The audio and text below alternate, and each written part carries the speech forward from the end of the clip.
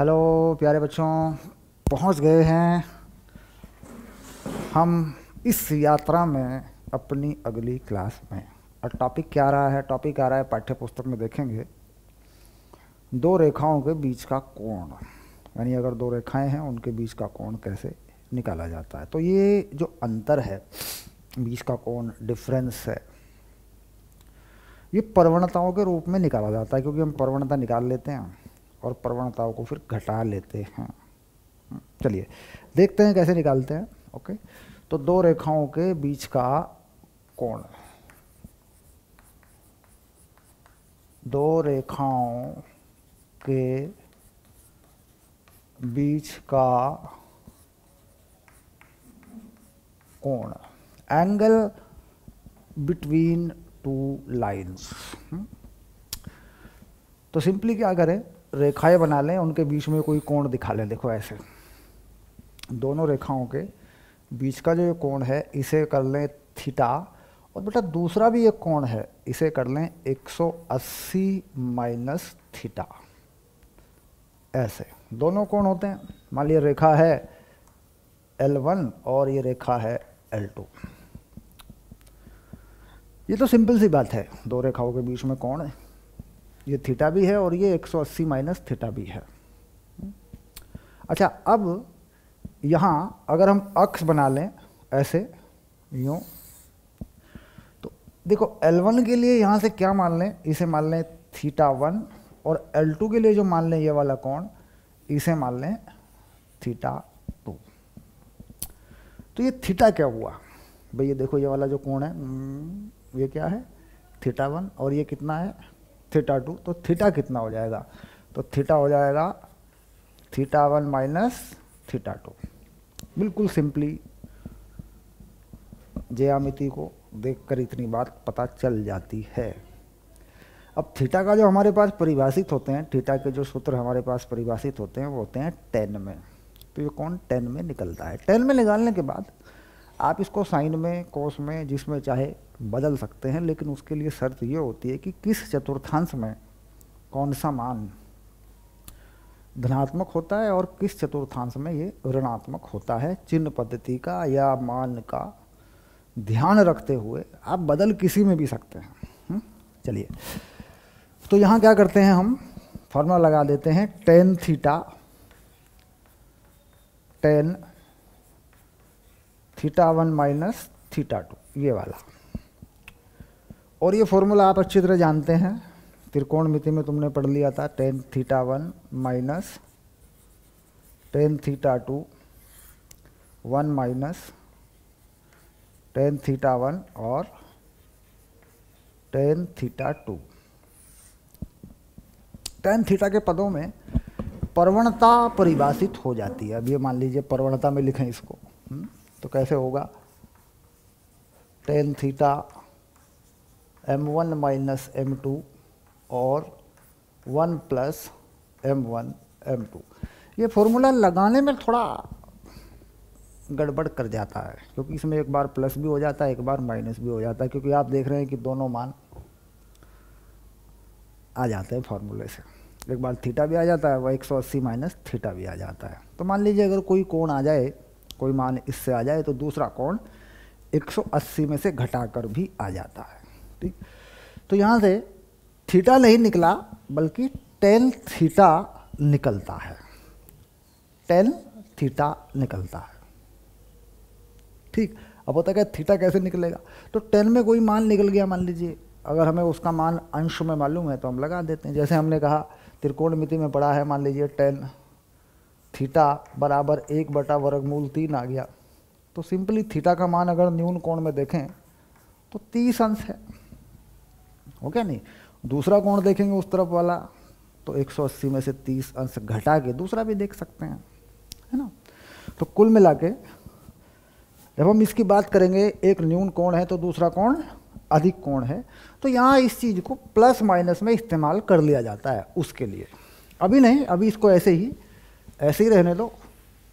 Formula यही है, इसका उपयोग कैसे करना है वो हम अब उदाहरण से देखेंगे। जो उदाहरण है हम उससे देख लेंगे, ठीक है? चलिए, क्या उदाहरण है देखते हैं, इस पे कोई सवाल होगा ज़रूर। हाँ, दो रेखाओं के बीच का कोण π/4 है। उदाहरण नंबर 2। उदाहरण नंबर 2, एग्जाम्पल 2। तो थीटा जो है इन्होंने बताया है π/4, ये बताया है। ठीक, एक रेखा का ढाल 1/2 है, तो दूसरी रेखा का ढाल ज्ञात कीजिए। यानी ये मान लें कि m1 1/2 है, तो m2 ज्ञात कीजिए। दूसरी बात, या m1 ज्ञात कीजिए और m2 अगर 1/2 है तो। दो बातें हैं बेटा, ये इसी तरीके से हल करना होता है। मतलब एक बार क्या किया देखो, ध्यान से देना। एक बार m1 को मान लिया 1/2, m2 ज्ञात कर लिया, क्योंकि बताया नहीं है m1 m2 के बारे में कुछ, कोई भी मान लो तुम। इस बार क्या किया, m2 को मान लिया, m1 ज्ञात करना है, तो फॉर्मूला इसी हिसाब से है। तो दोनों तरीकों से लगेगा, यानी एक बार यहाँ के हिसाब से भी लगेगा और एक बार यहाँ के हिसाब से भी लगेगा, तो कुल मिला के ऐसी स्थिति हो जाएगी। 10 π/4 1/2 माइनस m2 1 प्लस m2/2। एक तो ये हो गया। दूसरे में जब इसके अनुसार करेंगे तो 10 π/4 m2 को मान लिया 1/2, तो m1 माइनस 1/2 1 प्लस m1/2, ऐसी कहानी हो गई। अब देखते हैं मान क्या आते हैं। 10 π/4, 10 45 का मान क्या होता है 1, तो यहाँ इधर पहुँचा देंगे 1 प्लस m2/2 1/2 माइनस m2। अब देखो 3/2 m2, 3 m2/2 ये हो गया इधर, और ये माइनस 1/2 हो गया ऐसे। तो एक चीज़ तो ये आ रही साफ साफ, एक चीज़ तो ये आ ही रही है। देखो 3/2 m2 और माइनस 1/2 m2 का मान माइनस में 1/3, तो यहाँ से आ ही रहा है। अब यहाँ देख लेते हैं क्या हो गया। शाबाश, यहाँ देखते हैं यहाँ से क्या आ रहा है। देखो ये 1 हो गया, 1 प्लस m1/2 बराबर m1 माइनस 1/2। यहाँ से क्या आ रहा है, तो ये हो जाएगा तुम्हारा इधर बचेगा m1/2, इधर हो जाएगा 3/2।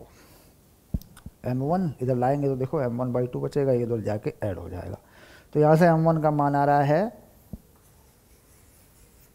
1/3। यानी अगर मैं m2 उस तरीके से देखूं तो मान आ रहा है माइनस 1/3, और अगर m1 देखूं दूसरे तरीके से तो मान आ रहा है 1/3। ये दो मान हमारे पास आ रहे हैं, यानी 1/3 भी आ रहा है, माइनस 1/3 भी आ रहा है। ठीक, यानी एक रेखा की प्रवणता इन दोनों में से कोई होगी। अब ये कैसे होगा भाई, दो प्रवणताएं कैसे संभव हैं? तो देखो कैसे होना है ये। दो रेखाओं के बीच का कोण 45 अंश है। तो अगर हम इस कोण को प्रथम चतुर्थांश में बनाते हैं, मान लीजिए ऐसे बनाते हैं, यूँ इसे बनाते हैं π/4, और एक रेखा की प्रवणता 1/2 कर देते हैं। एक रेखा की प्रवणता 1/2 कर देते हैं, तो दूसरी रेखा की प्रवणता ये होती है ना। अच्छा, इधर बना दें अगर यूँ। अब देखो यहाँ दोनों ही प्रवणताएं ऋणात्मक हैं, है कि नहीं? दोनों प्रवणताएं ऋणात्मक हैं। देखो ये भी माइनस में है, ये भी माइनस में है। हाँ, बीच का कोण तो बन जाएगा π/4, ऐसे बीच का कोण π/4 बन जाएगा। लेकिन यहाँ 1/2 1/3 दोनों धनात्मक हैं, तो इसका मतलब हो गया कि ये मान जो है काम कर देगा 1/3 वाला। यानी ये जो है अगर 1/3 रख लें तो वैल्यू आ जाएगी 1/2 प्लस 1/3 1 माइनस। तो इस तरीके से मान रख के 1/3 रख लें तो इसमें रख लें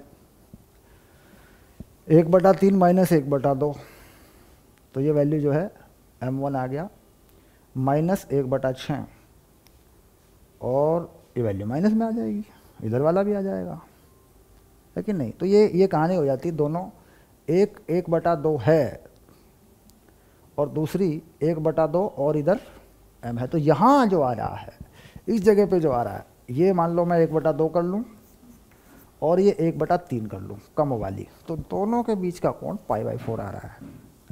एक 1/2, एक 1/3, यानी 1/2 माइनस 1/3 और 1 प्लस 1/6।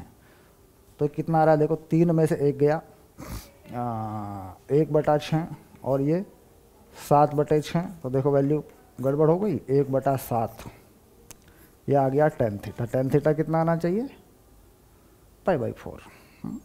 तो कुल मिला के नहीं आया। अब इसे प्लस कर लूँ, मान लीजिए इसे माइनस कर लूँ, ऐसे बदल लूँ निशान। तो ऊपर कितना हो गया 5/6 और नीचे भी देखो 6 में से 1 गया 5/6, तो वैल्यू आ गई, यानी -1/3 -1/3 1/2 और -1/3, यानी 1/2 है और दूसरी प्रवणता क्या है -1/3, यानी ये वैल्यू π/4 हो रही है। ये है -1/3। तो 1/2 के साथ -1/3 आ रहा है। -1/3 कहाँ है, ये है ना m2, यानी ये जो चीज़ हमने लगाई है इसके हिसाब से वैल्यू है -1/2, यानी -1/3 यहाँ से वैल्यू आई है। ये पास हो रहा है। तो प्रवणताओं में इन छोटी छोटी बातों का ध्यान रखना पड़ेगा कि कौन सा मान पास हो रहा है, कौन सा मान रखने पर चीज़ वैल्यू संतुष्ट कर रही है, तभी होगा। एक तो उत्तर निकाल के छोड़ दिया, जैसा ये तो उत्तर है 100%, वो संतुष्ट भी करे, वो संतुष्ट भी करे। चलिए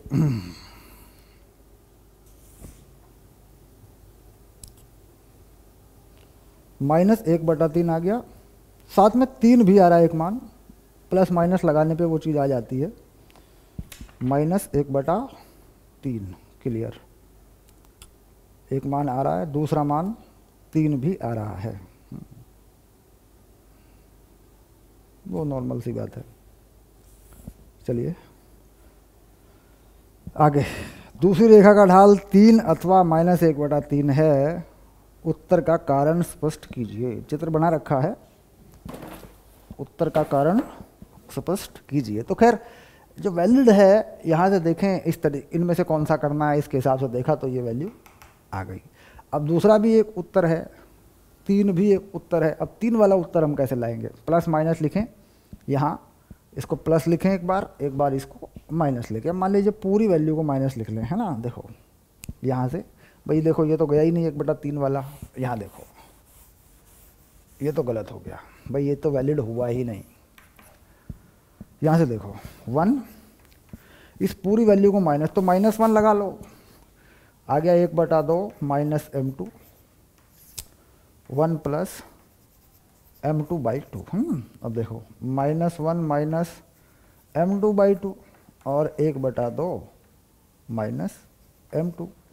अब ये जो m2 है उधर गया तो यहाँ हो गया m2/2 और ये हो गया 3/2, तो m2 हो गया 3,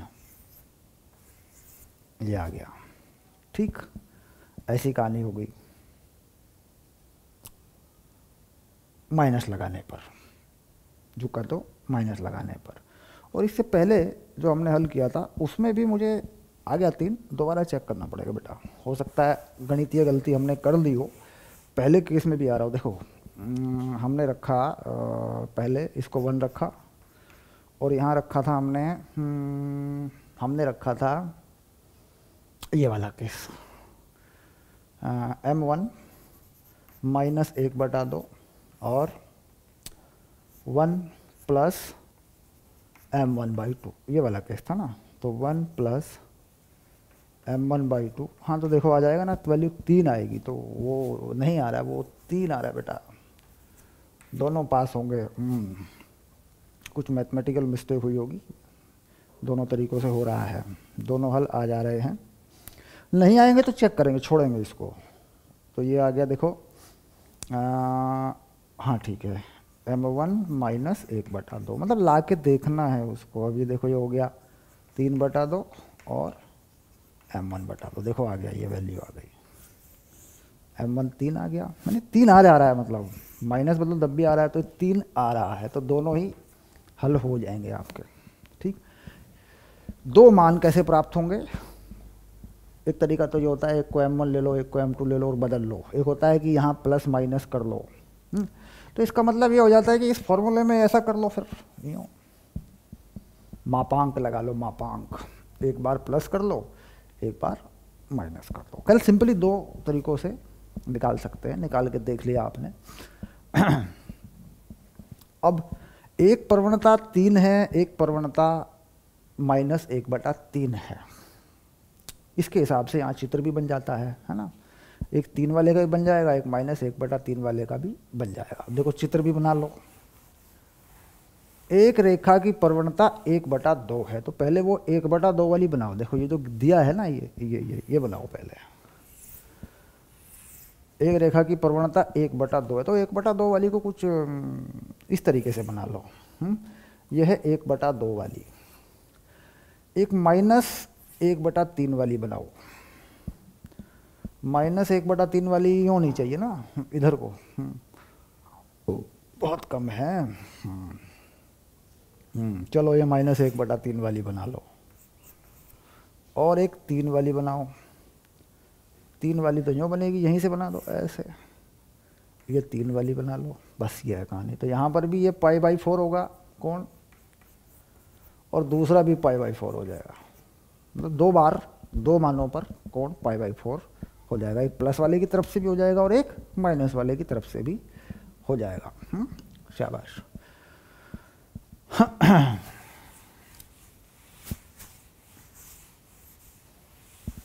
खैर आगे बढ़ते हैं, देखते हैं कोई सवाल है इस पे। और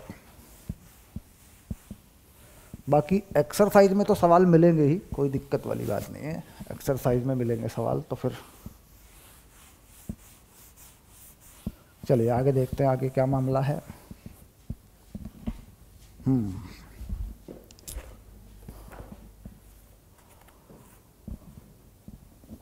उदाहरण नंबर 3, -2, 6, 4, 8 बिंदुओं को मिलाने वाली रेखा 8, 12, x 24 बिंदुओं को मिलाने वाली रेखा पर लंब है, x का मान ज्ञात कीजिए। तो लंब होने का प्रतिबंध आपको पता है, बहुत सरल सवाल है।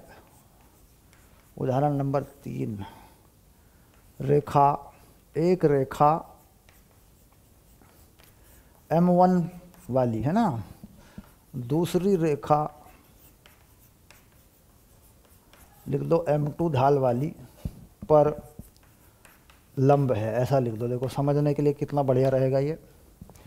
तो m1 और m2 ये होता है -1, ये शर्त होती है लंब होने के लिए। बिंदु क्या है? दो बिंदुओं को मिलाने वाली रेखा। तो एक रेखा है जो दो बिंदुओं को मिला रही है, इन बिंदुओं को डॉट यहाँ लगा लो। -2, 6,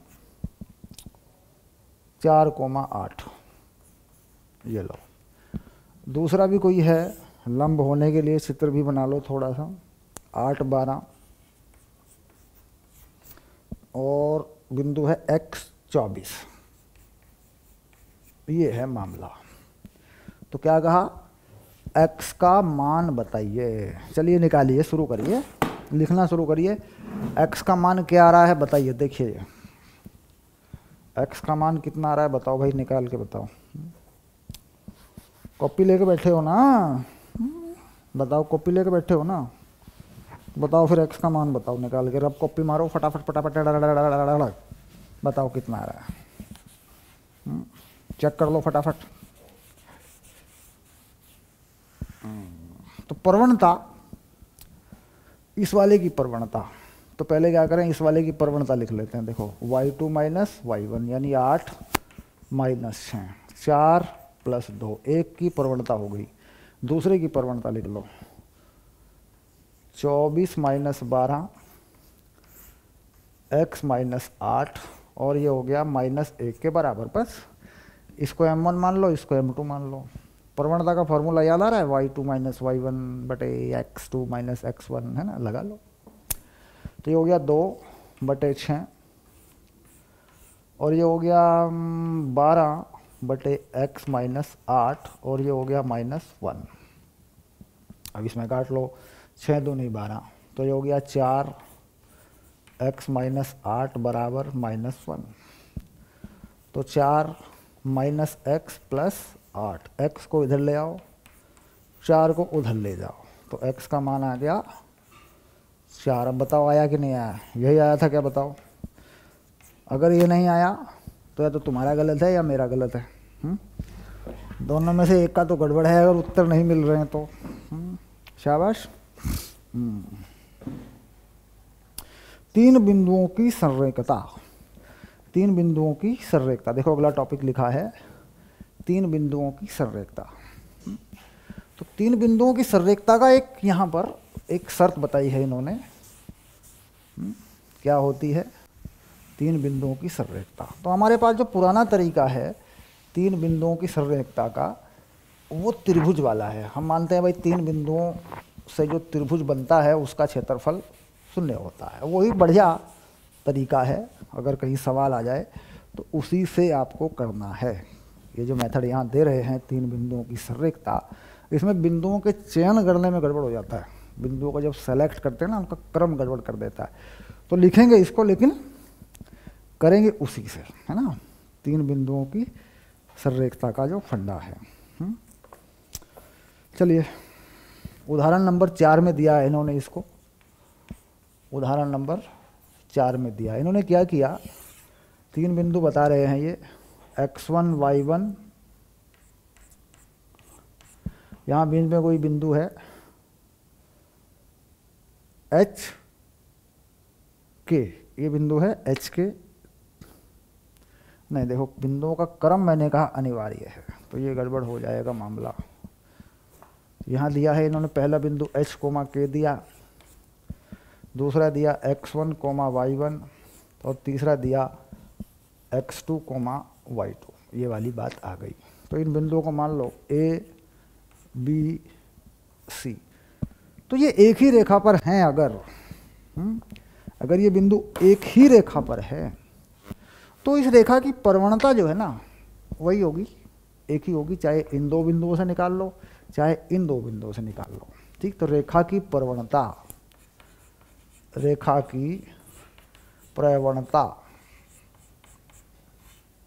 ऐसे, तो यहाँ से निकाले, मान लीजिए y1 माइनस के x1 माइनस h, ये बराबर होगा, इधर से देखें अगर, y2 माइनस y1 और x2 माइनस x1, और एक और बात और बराबर होगी इसमें, y2 माइनस के और x2 माइनस h। तो ये कुछ इस तरीके से मामला है भाई। प्रवणता अगर 3 बिंदु हैं तो 3 तरीकों से निकल सकती है। देखो, पहला तरीका इन दोनों से निकाल ली, a और b से, दूसरे में c और b से निकाल ली, तीसरे में c और a से भी निकल जाएगी। तो संरेख होने का प्रतिबंध है, ये संरेख होने का प्रतिबंध है। लेकिन कहीं कहीं पर ये गड़बड़ भी कर देता है 3 बिंदु संरेख हैं, कोई मान निकाले मान लीजिए हम, तो इससे उत्तर नहीं मिलता। तो इसलिए फंडा क्या है कि त्रिभुज का क्षेत्रफल, 3 बिंदुओं से बने हुए त्रिभुज का क्षेत्रफल 0 है। वो वाला जो पुराना तरीका है हमारा। अगर सवाल परीक्षा में आ जाता है कि दिखाइए कि ये बिंदु संरेख हैं, तो त्रिभुज के क्षेत्रफल वाले से करना है आपको। ठीक है, इसको प्रेफर नहीं किया जाना, क्योंकि अगर ये कोई विधि होती या कोई मेथड होता तो इसको उदाहरण के रूप में नहीं लिखती एनसीईआरटी। एनसीईआरटी ने इसको उदाहरण के रूप में लिखा है। देखो,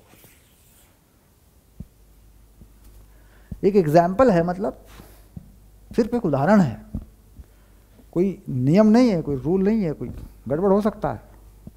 चलिए अब आगे बढ़ते हैं। तो अब तो उदाहरण नंबर 5 कर लेते हैं। ठीक है, उदाहरण नंबर 5 कर लेते हैं। ओके, शाबाश।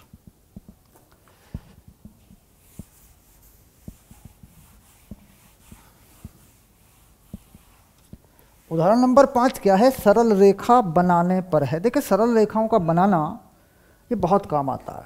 सरल रेखाएं बनाने में ज़रूरत पड़ती है, इसकी ज़रूरत पड़ती है फिजिक्स में भी और इसकी ज़रूरत पड़ती है केमिस्ट्री में भी। जब निर्भरता की बात आती है, एक राशि दूसरी राशि पर निर्भर है, कैसे निर्भर है, ऐसे बड़े सवाल बनते हैं। तो बेसिक गणित में हम इस बात पर फोकस करें कि भाई रेखा बनती कैसे है, किसी डाटा के आधार पर रेखा कैसे बनती है। चलिए, तो यहाँ कह रहे हैं कि आकृति में एक रैखिक गति का समय और दूरी का लेखाचित्र दिया हुआ है। तो भाई जो लेखाचित्र दिया हुआ है उसको बना लो। ऐसे ये हो गया x और ये हो गया y। ऐसे y अक्ष पर दी गई है दूरी यानी d ऐसे, और x अक्ष पर दिया गया है समय यानी t, मतलब दूरी की समय पर निर्भरता। और यहाँ कुछ इस तरीके से दिया हुआ है, ये ऐसे यूं। जो पहला बिंदु है यह है 0,2 और बीच में कोई बिंदु है 3,8 और यहाँ कोई बिंदु है t, d, यानी दूरी और समय के बीच में एक समीकरण बनाना है। दूरी और समय के बीच में एक समीकरण बनाना है और ये बता दिया भाई सरल रेखा है, सीधी रेखा खींची हुई है। ठीक, तो क्या करना है, कैसे करेंगे, इस रेखा का समीकरण कैसे पता करेंगे। तो ठीक है, आपके पास भाई दो बिंदु हैं, इन दोनों बिंदुओं से क्या मिलेगी, इन दोनों बिंदुओं से मिल जाएगी इस रेखा की प्रवणता। प्रवणता के लिए क्या चाहिए, दो बिंदु चाहिए, तो लिख लीजिए रेखा की प्रवणता। रेखा की प्रवणता, तो क्या लिखते हैं, प्रवणता को m लिख दो, कितना हो गया। तो इसमें से किसी बिंदु को y1 x1 जो भी मानना है मान लो। तो इसे क्या मान लेते हैं, मान ली थोड़ी देर के लिए इनको मान लेते हैं x2, y2 और इसको मान लेते हैं x1, y1, ऐसे मान लेते हैं। तो लिख लो 8 - 2 और 3 - 0। तो ये हो गई देखो 6/3, ये हो गई 2। रेखा का समीकरण, रेखा का समीकरण तो क्या होता है, y - y1 m x - x1। ये सिंपल सा एक रेखा का समीकरण आप लगा सकते हैं। y = mx + c भी लगा सकते हैं और ये भी लगा सकते हैं। इसके अलावा आप ये भी लगा सकते हैं y - y2 m x - x2, ये भी लगा सकते हैं आप, क्योंकि यहाँ y1 x1 लेना चाहें ये ले लें। दूसरा कोई बिंदु है आपके पास, आपको मालूम है, मान लीजिए देखिए यहाँ पे दो बिंदु मालूम है, एक ये है एक ये है, तो कोई सा भी लगा सकते हैं आप, समीकरण आपका वही आएगा, इससे कोई फर्क नहीं पड़ता। तो मान लीजिए थोड़ी देर के लिए हम ये लगा लेते हैं ऐसे, y - y1, y1 कितना है 2, ऐसे आ गया। प्रवणता कितनी आ रही है 2, x - x1 कितना है 0, ये आ गया। तो y 2x + 2, ये आ गया समीकरण। अब y अक्ष पे क्या लिया गया है, दूरी, तो y को क्या लिख दें d और x को क्या लिख दें t रखने पर, क्योंकि भाई देखो दूरी और समय के बीच संबंध मांगा है, तो y अक्ष पे क्या रखा है तुमने, x अक्ष पे क्या रखा है, उन प्रतीकों को बदलना पड़ेगा। तो क्या हो गया देखो, तो d हो गया 2t + 2, इसी का समीकरण हो गया। 2 को कॉमन भी लेना चाहो तो ले लो, t + 1, ये d आ गया। तो ये हो गया सरल रेखा के अनुसार दूरी की समय पर निर्भरता। तो क्या हो गया, दूरी की समय पर निर्भरता। देखो आ जाएगी कि नहीं आ जाएगी, बताओ भाई, ये समीकरण बता देगा। अभी समीकरण में पूछ रहा है, मान लीजिए समय बताया कुछ, दूरी बताओ साहब, कोई समय बता दिया, मान लो समय सेकंड में है या मिनट में है या घंटे में है, जो भी है आपको बताया इतने समय में कितनी दूरी होगी, तो यहाँ समय रखोगे दूरी आ जाएगी। समीकरण का मतलब ही तो यही होता है कि भाई एक का मान रख दो दूसरा आ जाएगा। तो फिजिक्स का ही इन्होंने उदाहरण लिया है गति के लिए, उदाहरण भी इन्होंने फिजिक्स को लेकर ही लिया है। ओके, तो कुल मिला के निर्भरता निकालने का, समीकरण बनाने का जो तरीका है, सरल रेखा का है या और कोई चीज़ें हैं, इसको बहुत बढ़िया तरीके से, बहुत ठंडे दिमाग से सोचें। ये चीज़ फिजिक्स में बहुत काम आती है और केमिस्ट्री में भी काम आती है। ओके, शाबाश। चलिए अब शुरू करेंगे अभ्यास, एनसीईआरटी एक्सरसाइजेस।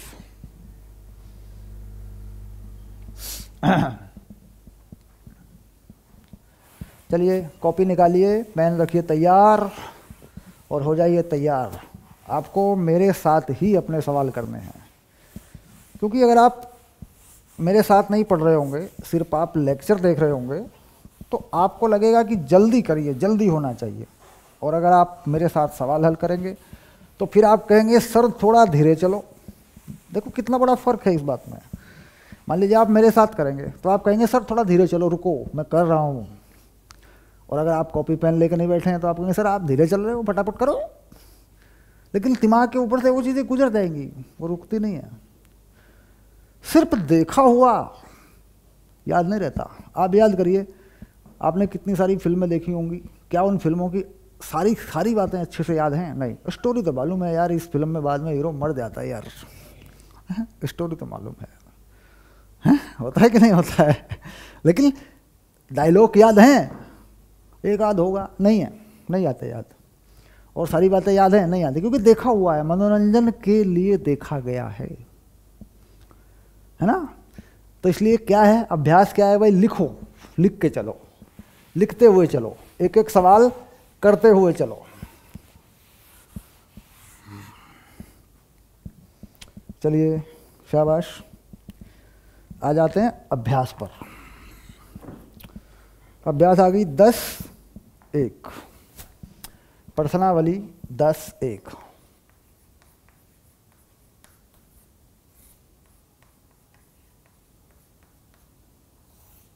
पहला सवाल करना शुरू कर दो। कार्तीय तल में एक चतुर्भुज खींचिए। कार्तीय तल में एक चतुर्भुज खींच लो, कोई भी, कुछ इस तरीके से खींच लो। शीर्ष बना दीजिए -4 5, शुरू यहाँ से कर दीजिए, -4 5 0 7 5 -5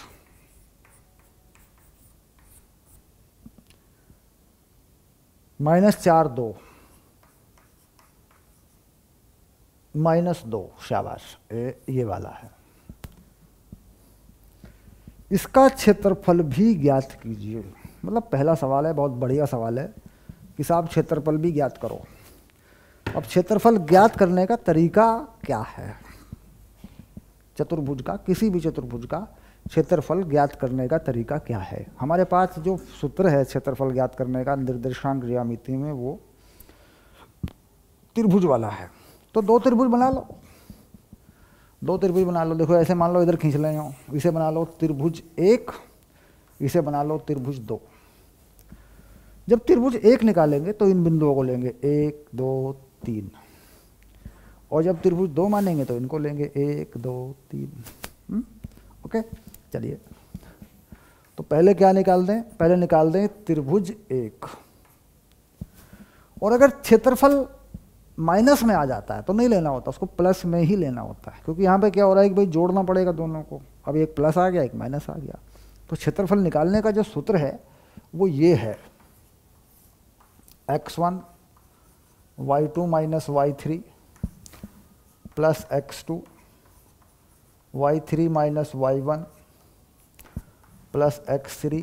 अब मेरे साथ साथ करना पड़ेगा तुम्हें, y1 - y2। चलो लगाओ फॉर्मूला, निकाल लो। देखो मापांक लगा हुआ है, यानी मान जो है वो धनात्मक ही लेना है। धनात्मक आए तो अच्छा, नहीं तो ऋणात्मक आए धनात्मक बना लो। चलो वैल्यू रख लो 1/2 x1। अब यहाँ शुरू कर लेते हैं, इन्हें मान लेते हैं 1, इसे मान लेते हैं 2, 2, इसे मान लेते हैं तीसरे नंबर का बिंदु 1, 2, 3। तो सबसे पहले x1, x2, x3 का मान रख दो। x1 -4 ब्रैकेट लगा दो, x2 0 ब्रैकेट लगा दो, x3 5 ब्रैकेट लगा दो, बंद कर दो ऐसे। उसके बाद y2 - y3 7 minus minus plus 5 हो जाएगा। देखो y2 - y3 है ना, y2 नहीं y3 ऊपर है बेटा, गड़बड़ हो जाएगी। y2 - y3 7 माइनस माइनस, ये देखो जरा y3 2, तो y2 - y3 ये हो गया 9, y3 - y1, y3 -2 -5 ये हो गया -7, y1 - y2, y1 - y2 5 -7 यानी हो गया -2। यही आ रहा है देखो 1/2, 9 चौक 36 यानी -36 और -10 आ गया।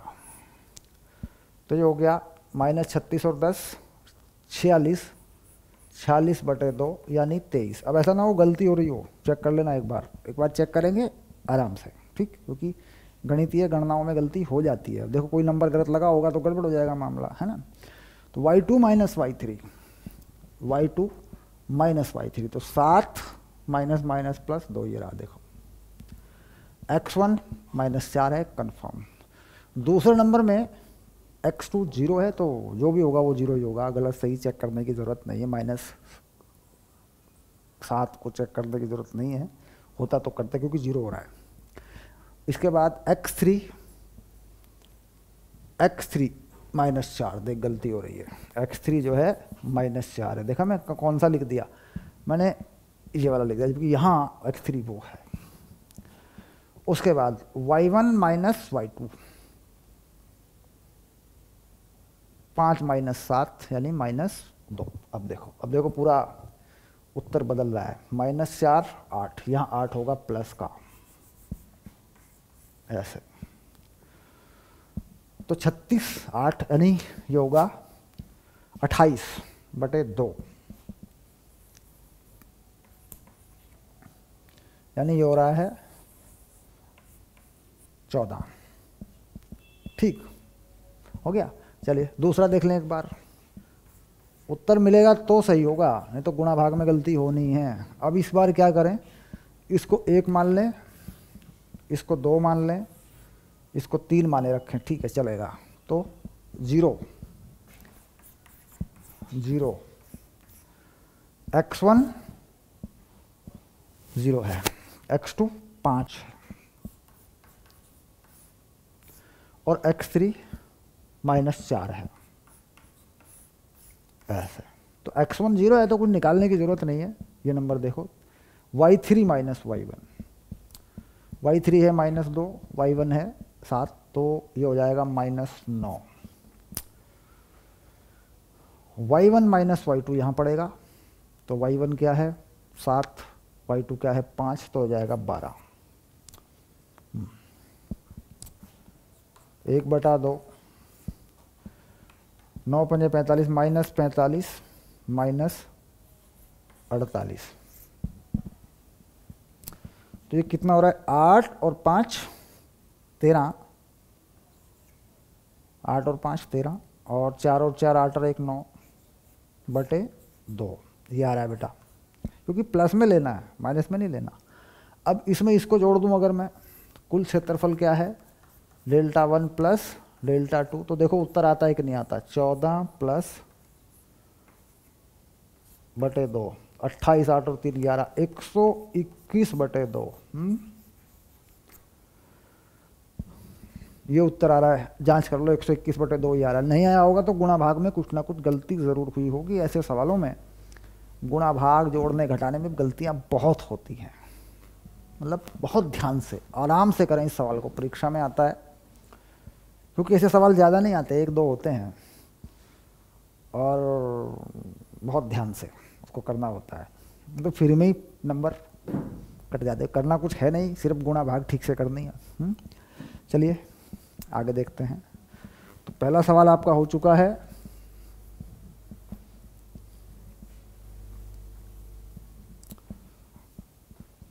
Okay, question number 2, question number 2 पे आइए। क्या कहा? 2a भुजा के समबाहु त्रिभुज का आधार y अक्ष के अनुदिश इस प्रकार है कि आधार का मध्य बिंदु मूल बिंदु पर है।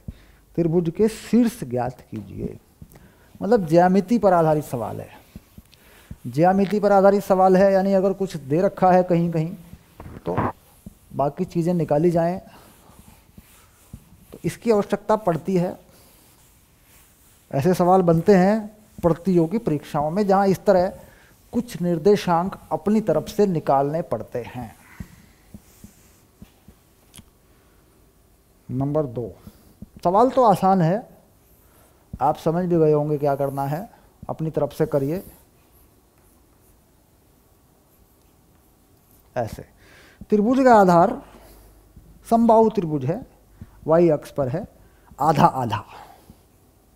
ये देखो, ये हो गया a यहाँ, और यहाँ पर भी नीचे ये a हो गया ऐसे।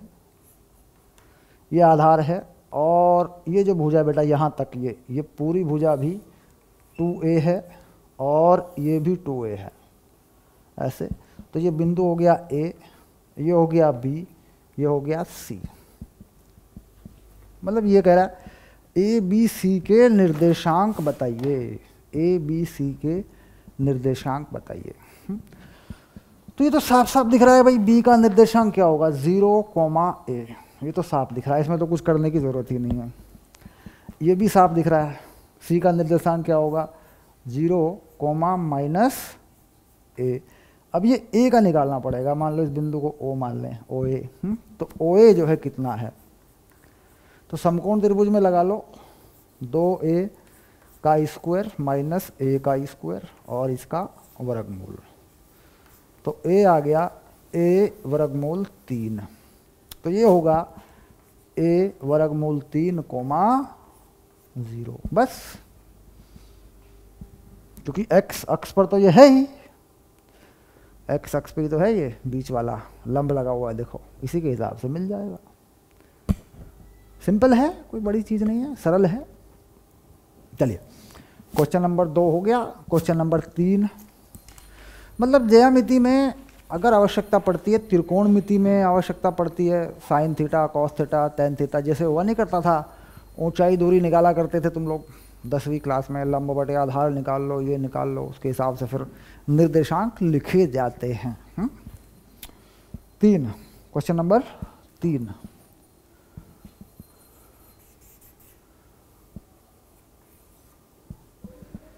Question number 3, P x1 y1 और q x2 y2 के बीच की दूरी ज्ञात कीजिए जब पी क्यू y अक्ष के समांतर है और पी क्यू x अक्ष के समांतर है। मतलब p और q के बीच की दूरी ज्ञात कीजिए। तो दो बातें हैं ऐसे, ये y और ये x। तो पहले में कहा है पी क्यू वाई एक्स के समांतर है, तो ऐसा है, मान लीजिए x1 y1 और x2 y2। ये तो है पहला मामला, ए वाला। और बी में क्या है, बी में है x अक्ष के समांतर, यानी ऐसी कहानी है, x1 y1 और x2 y2। तो बीच की दूरी यहाँ d और यहाँ d, दोनों जगह। तो बीच की दूरी देखिए, अगर y अक्ष के समांतर है, y अक्ष के समांतर है, तो x1 बराबर x2 होगा। पक्की बात है भाई, y अक्ष के समांतर है तो इधर तो कुछ होना नहीं है, x1 और x2 सेम ही होंगे, है ना। तो इसका मतलब d जो है वो आ गया तुम्हारा वर्गमूल x1 माइनस x2 का वर्ग प्लस y1 माइनस y2 का वर्ग, और यहाँ d आ गया तुम्हारा मोड y1 माइनस y2। क्योंकि वर्गमूल है तो प्लस में दो वैल्यू प्लस माइनस कुछ भी लिखो आप, क्योंकि ये x1 x2 बराबर है तो जीरो हो जाएगा ना भाई, ये बचेगा। इसी प्रकार यहाँ जो d आएगा वो क्या आएगा, वो आएगा मोड y1, सॉरी ये हाँ ये वाला ना, हाँ x1 माइनस x2, ऐसा मतलब ये x अक्ष के समांतर है तो x में परिवर्तन है, y में तो है नहीं, यहाँ y अक्ष के समांतर है तो x में परिवर्तन नहीं है। मतलब सिंपल दोनों बातें समझ में आती हैं कि भाई कौन से अक्ष के समांतर है तो कौन सा परिवर्तन होगा। चलिए, कॉन्सेप्ट बेस्ड क्वेश्चन है, मुश्किल नहीं है लेकिन कंसेप्ट है, सवालों में काम आने वाली चीज़ें हैं। एनसीईआरटी में ऐसा नहीं है कि कुछ सवाल भर दिए साहब इन्होंने तो किताब बना दी है इतनी मोटी, इतने सवाल भर दिए, तो ऐसा एनसीईआरटी में नहीं है, है ना। जो भी है सोच समझकर बनाया गया है। क्वेश्चन नंबर 4,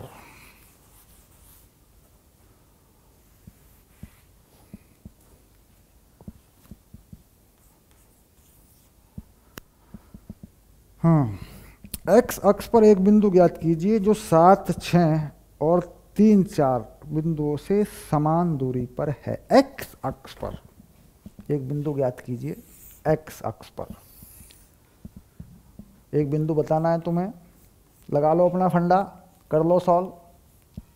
भाई एक्स अक्ष पर और कोई बिंदु अगर होगा तो उसमें वाई तो जीरो ही होगा ना, पक्की बात है। भाई मान लीजिए एक्स अक्ष पे कोई बिंदु होगा तो वाई तो जीरो ही होगा, तो बिंदु मान लिया x, 0, तो माना बिंदु x, 0 है, ये मान लिया। अब दूरी बराबर है दो बिंदुओं से, ये दो बिंदु बता रखे हैं। दो बिंदु क्या हैं, 7, 6, 3, 4। ऐसे बना लो, मतलब दिखाने के लिए ऐसे बना लो, ठीक। तो दूरी बराबर है, ये भी d है और ये भी d है, हो गया। तो दूरी बराबर कर लो, इसमें क्या है, देखो यहाँ की दूरी देखो, 3 माइनस एक्स का वर्ग प्लस 4 माइनस 0 का वर्ग, ये हो गया दूरी। इधर से देख लो, 7 माइनस एक्स का वर्ग और 6 माइनस 0 का वर्ग, इधर से देख लो ऐसे, सिंपल। अब x का मान निकाल दो फटाफट, इस समीकरण से x का मान निकालो फटाफट और बताओ क्या आया। निकाल के दिखाओ फटाफट, चेक करो क्या आया। सर हम आपको कैसे दिखाएंगे, अरे निकाल लो बेटा, निकालना ही तो है, दिखाने का क्या तरीका है, दिखाना तो है ही, देखा दिखाया है, तुम निकाल लोगे, देख लिया। गलत आया तो डांट पड़ेगी ना सर, नहीं बेटा कोई डांट नहीं पड़ेगी, कुछ नहीं होगा, कोई डांट नहीं पड़ेगी, दोबारा कर लोगे बस, और कुछ नहीं, डांटने वाली कोई बात नहीं है। चलिए आगे चलिए। तो ये हो गया, ये वर्गमूल काटा नहीं करते, मतलब क्या बच्चे पता क्या करते हैं, बोला वर्गमूल से ढूंढ ये वर्गमूल काट दो, तो यहाँ क्या लिखते हैं, दोनों पक्षों का वर्ग करने पर, ऐसा लिखना चाहिए। या कुछ मत करो, दोनों पक्षों का वर्ग करने पर, या फिर कुछ भी मत करो, छोड़ दो वर्गमूल को ऐसे ही, काटो मत। इस वर्गमूल से ढूंढ, ये वर्गमूल काटना नहीं है कभी, या तो छोड़ ही दो इसको, ऐसे ही छोड़ दो, अगली लाइन में छोड़ के लिख दो, या फिर दोनों पक्षों का वर्ग करने पर, ठीक। तो कितना हो गया, इस वर्ग को खोल दो, 9 plus x square minus 6x plus 16, 49 plus x square minus 14x plus 36। तो ये एक्स स्क्वायर यहाँ से अब काट लो, 16 और 9 25 माइनस 6x और 49 और 36, 9 और 6 15, 85 माइनस 14x ऐसा हो गया। देखो तो 14 गया इधर तो ये हो गया 8x बराबर 85 में से 25 घटा लो, कितना बचेगा 60 है ना। तो x आ गया 60/8, कितना हो जाएगा 30/4, 15/2। चलो अब देखो तुम्हारा ठीक है कि मेरा ठीक है बताओ, तुम्हारा ठीक है कि मेरा ठीक है बताओ, किसका ठीक है बताओ। उत्तर देखें क्या, 15/2 आया, मिला दें। ओके 10(1) का चौथा सवाल, चलो मिला के देख लेंगे। 10(1) का चौथा सवाल, शाबाश। 15/2 बिल्कुल सही, x का मान। तो ये बिंदु जो है, ये बिंदु कितना हो गया 15/2, 0। उत्तर कितना हो गया बिंदु 15/2, 0। तो x अक्ष पर बिंदु जो आया, बिंदु यह आ गया 15/2, 0। ऐसे लिख सकते हैं, ऐसे लिख सकते हैं। और मान लो ये छोड़ दिया 15/2, ये उसे उत्तर कर दिया, ठीक है, इससे कोई फर्क नहीं पड़ता। बिंदु के निर्देशांक मांगे हैं तो निर्देशांक बना के लिख दो तो और बढ़िया बात है। चलिए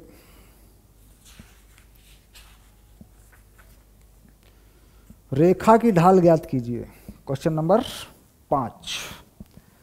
क्वेश्चन नंबर 5 चलिए करिए। क्वेश्चन नंबर 5, रेखा का ढाल ज्ञात कीजिए। 5 ढाल यानी m, ये आपको बताना है। क्या कहा, जो मूल बिंदु और बिंदु इतने इतने को मिलाने वाली रेखाखंड के मध्य बिंदु से जाती है। मतलब कुछ कहानी है, चित्र तो बना ही लेना चाहिए हमें। जो मूल बिंदु से जाती है और दो बिंदुओं को मिलाने वाली रेखा के मध्य बिंदु से जाती है। तो ये दो बिंदु हैं, ये हमें मालूम है। ये हैं -0 -4 8 0। तो लिख लेते हैं 0 -4 और 8 0। हालांकि यहाँ नहीं लिखना चाहिए मुझे, ये 0 -4 यहाँ नहीं पड़ेगा, नीचे पड़ेगा। भाई देखो 0 -4 यहाँ थोड़ी पड़ेगा। और 8 0 ये कहाँ पड़ेगा, ये x अक्ष पे पड़ेगा। बात तो सही है ना। लेकिन चित्र दिखाने का एक तरीका कि चित्र जो है लगभग चित्र हो जाए, एक आइडिया ले लें ऐसे, है ना। हालांकि चित्र गलत है, तुम्हें पता है ये चित्र गलत क्यों है, क्योंकि 0 -4 यहाँ नहीं पड़ेगा। 0 -4 कहाँ पड़ेगा, यहाँ पड़ेगा। देखिए पड़ेगा 0 -4 ऐसा, ऐसे 8 0 पड़ेगा यहाँ कहीं जाके ऐसे। इनको मिलाने वाली रेखा के मध्य बिंदु से जाती है और मूल बिंदु से जाती है 0। यह है मध्य बिंदु x, y ऐसे। समझ रहे हैं बात को। तो चित्र ये सही है, क्योंकि हम क्या करते हैं जनरली, दो बिंदु ले लेते हैं, ये बिंदु ले लो यार और बना लो, क्योंकि इससे हमारे हल पे कोई फर्क नहीं पड़ता। मान लो हमने ये चित्र बना लिया, कोई फर्क नहीं पड़ता हमें, हम मेथड वही लगाते हैं। लेकिन ये चित्र गलत है। तो अगर हम गलत चित्र बनाने की आदत डाल लेते हैं तो ये चीज़ हमें परेशान कर देती है कंपटीशन के अंदर। मान लीजिए प्रतियोगी परीक्षाओं में कोई सवाल चित्रों पर आधारित है, क्योंकि जनरली बोर्ड में तो चल जाता है काम। मान लीजिए कोई सवाल चित्र पर आधारित है, और ऐसा होता है, चित्रों पर आधारित सवाल कंपटीशन में होंगे ही होंगे। और हमने यही सब लगा रखा है, एक रब बनाया उल्टा पुल्टा सा चित्र और खींच लिया और बना लिया, तो सवाल का उत्तर गलत आ जाएगा, क्योंकि वो सवाल है ही चित्र पर आधारित। अगर चित्र सही नहीं बनेगा तो सवाल सही होगा ही नहीं। तो खैर आगे चलते हैं, देखते हैं क्या आएगा इसका उत्तर।